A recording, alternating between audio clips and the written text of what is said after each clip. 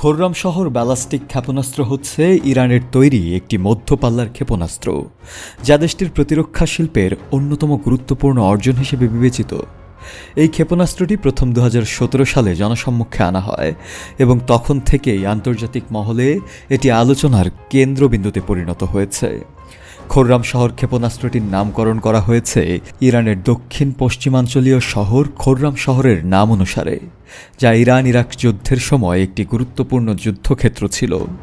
এটি প্রায় 2000 কিলোমিটার পর্যন্ত পাল্লা অতিক্রম করতে সক্ষম, অর্থাৎ এটি ইসরায়েল ও উপসাগরীয় বহু দেশ পর্যন্ত পৌঁছাতে পারে। এই দূরত্বে এটি 1800 কেজি পর্যন্ত ওয়ারহেড বহন করতে পারে, যা একে একটি কৌশলগত অস্ত্রে পরিণত করেছে।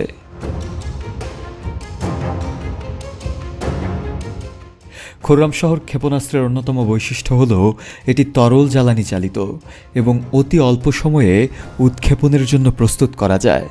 ইরানি প্রতিরক্ষা মন্ত্রণালয়ের দাবি অনুযায়ী এর উৎক্ষেপণ ব্যবস্থাও উন্নত এবং নির্ভুলতা যথেষ্ট বেশি। খোররাম শহর 4 সংস্করণে অত্যাধুনিক গাইডেন্স সিস্টেম ও স্টিয়ারিং থ্রাস্ট প্রযুক্তি ব্যবহার করা হয়েছে, যা ক্ষেপণাস্ত্রটির গতিপথ নিয়ন্ত্রণে আরও নিখুঁততা নিয়ে এসেছে।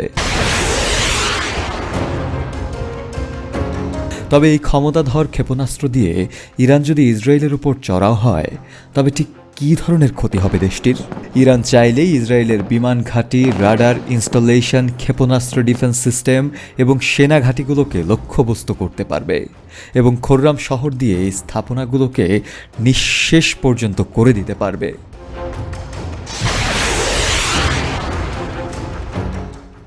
শুধু তাই নয়, তেল রিফাইনারি, ইলেকট্রিক পাওয়ার স্টেশন, যোগাযোগ অবকাঠামো, বন্দর ইত্যাদির ওপরেও আক্রমণ করা সম্ভব। এদিকে এসব ব্যবস্থাপনায় হামলা হলে ইসরায়েলের অর্থনীতিতে বড় আঘাত আসবে।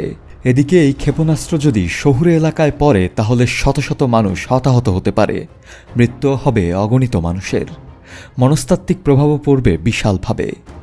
এই ক্ষেপণাস্ত্রের উন্নয়ন আন্তর্জাতিক রাজনীতিতে ইরানকে একটি শক্তিশালী অবস্থানে নিয়ে গেছে।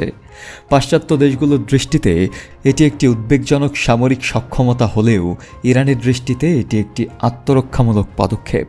সামগ্রিকভাবে খোররাম শহর ক্ষেপণাস্ত্র ইরানের প্রতিরক্ষা কৌশলের একটি কেন্দ্রীয় উপাদান এবং মধ্যপ্রাচ্যের ভূরাজনীতিতে এক গুরুত্বপূর্ণ ভূমিকা পালন করছে এই ক্ষেপণাস্ত্র। শফি আল মাওলা, কালের কণ্ঠ।